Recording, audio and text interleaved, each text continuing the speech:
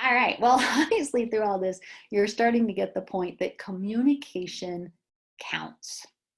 It matters a lot in good times and in bad, especially right now with people working remotely and a lot of change happens swiftly. It is more important than ever that you give your team clear objectives that are smart. I'm not sure if everyone here knows SMART. You can Google it, but your objectives need to be specific. They need to be measurable. How does someone know if you're going to succeed or not? Quick example, increase sales versus increase sales by 10%, right? One's measurable, one's not.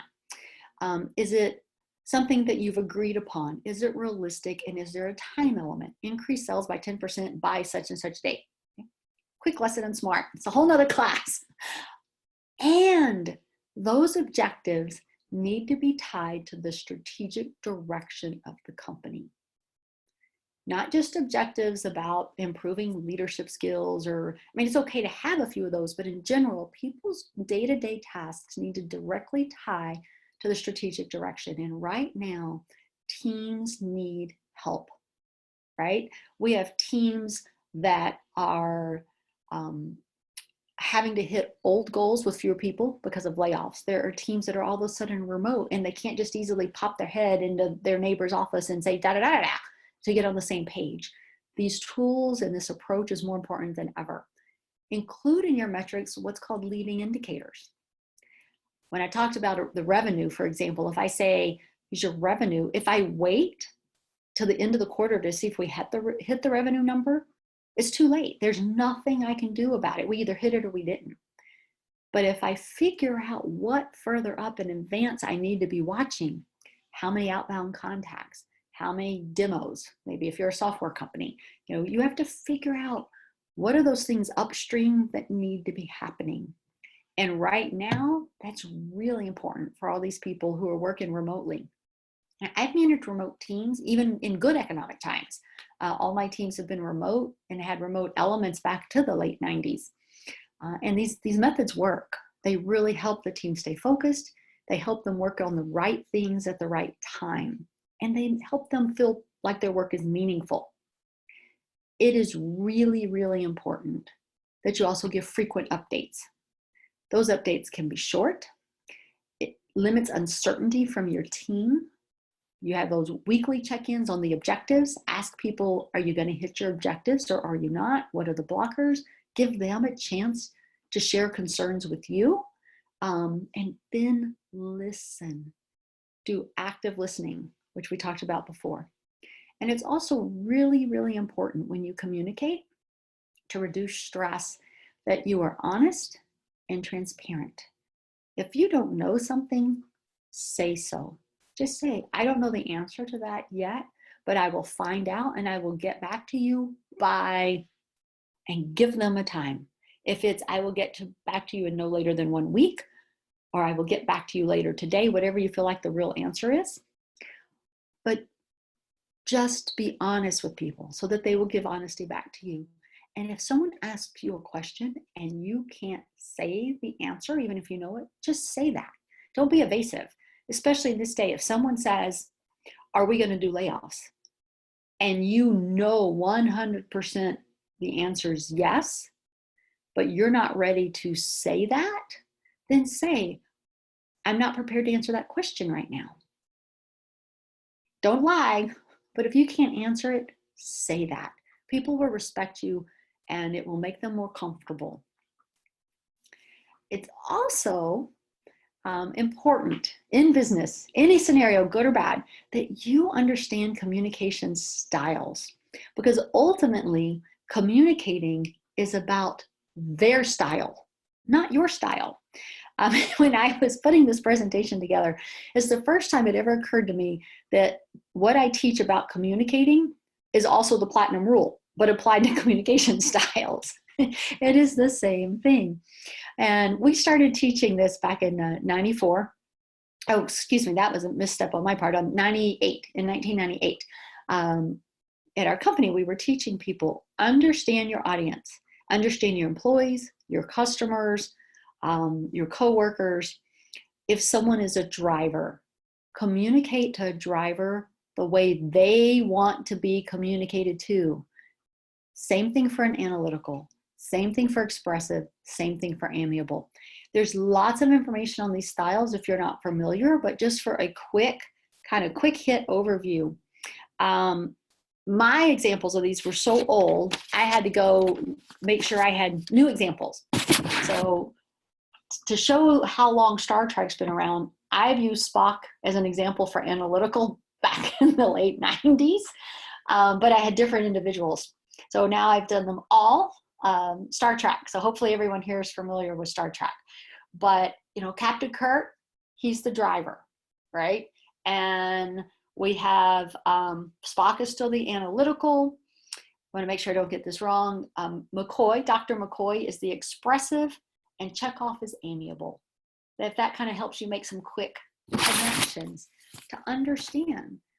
This might also make some light bulbs go off if you're reading with this. If you have found that you present information to someone and those meetings just don't feel well, maybe you're not presenting data and information the way they want it. Now, in these challenging times, again, thinking about going back to my layoff story, knowing that some people just want the facts and they want it quick and short, and some people want details. When we did our binder, we had a quick summary at the top. Here are the high points, bullet, bullet, bullet, bullet, bullet, and we had all the detail behind because we were trying to communicate in a way that worked for more than one personality type. And you can do that in your meetings as well. If you're now having these check-in meetings where you're asking them, you know, how they're doing on their objectives, you can structure it such at the beginning of the meeting, you're to the point.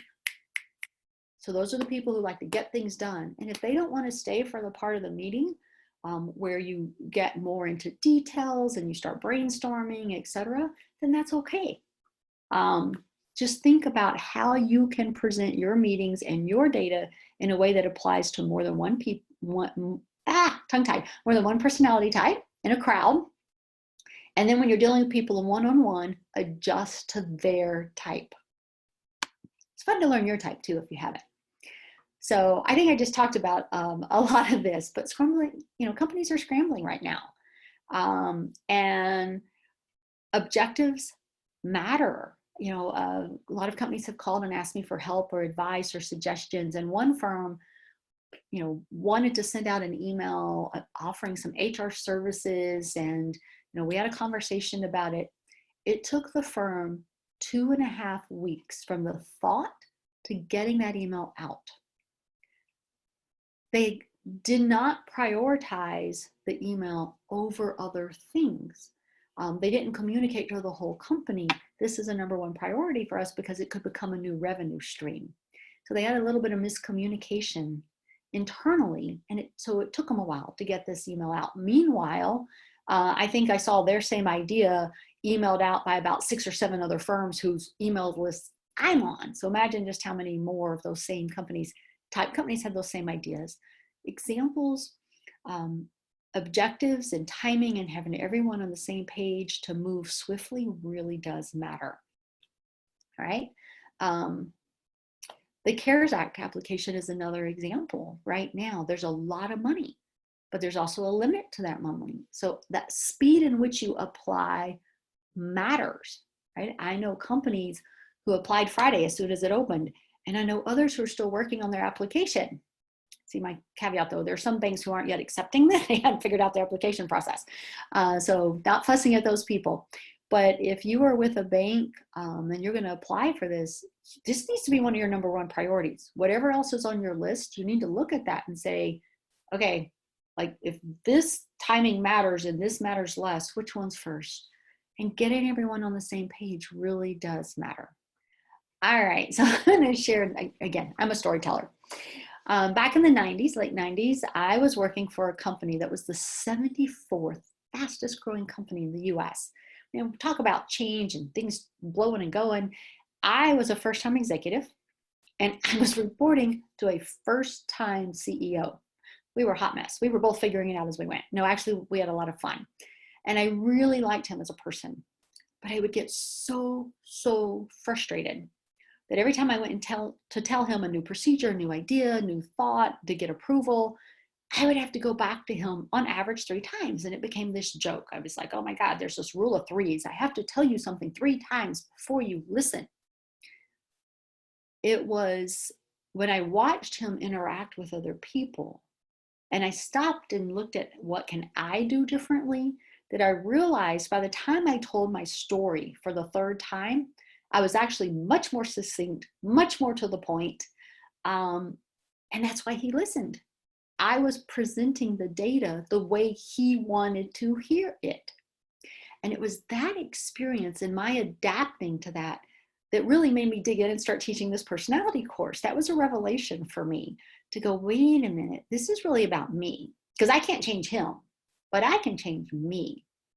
The result of that was that we worked together very well. And we worked together off and on for multiple companies for a total of 16 years.